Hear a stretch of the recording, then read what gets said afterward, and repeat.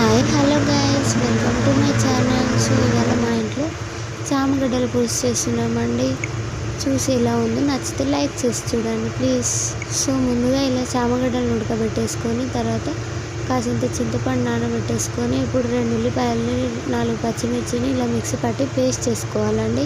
తర్వాత మనం ఉడకబెట్టుకున్న చామగడ్డల్ని పొట్టు తీసి పక్కన పెట్టేసుకొని ఇప్పుడు స్టవ్ మీద కడాయి పెట్టేసుకొని సరిపడా ఆయిల్, కొద్దిగా జీలకర్ర, కొద్దిగా ఆవాలు వేసి కాసేపటికి మనం పేస్ట్ చేసుకున్న ఉల్లిగడ్డ పచ్చిమిర్చి పేస్ట్ని ఇందులో వేసేసి కలుపుకొని కాసేపటి తర్వాత కొద్దిగా అల్లం వెల్లుల్లి పేస్ట్, కొద్దిగా పసుపు, సరిపడా కళ్యామాకు కొంచెం వేసి కలుపుకొని ఇప్పుడు మనం ఉడకబెట్టుకున్న చామగడ్డల్ని కట్ చేసుకొని ఇందులో వేసేసుకొని ఇప్పుడు 3 టేబుల్ స్పూన్స్ కారం, 3 టేబుల్ స్పూన్స్ ఉప్పు వేసేసుకొని మనం నానబెట్టుకున్న చింతపండు పులుసుని ఇందులో వేసేసుకొని కలిపేసుకొని 3 గ్లాసెస్ వాటర్ పోసేసుకొని 10 మినిట్స్ ఇలాగే ఉంచేసి 10 మినిట్స్ తర్వాత చూస్తే మన చామగడ్డల పులుసు రెడీ అయిపోయినట్టే. అంతే.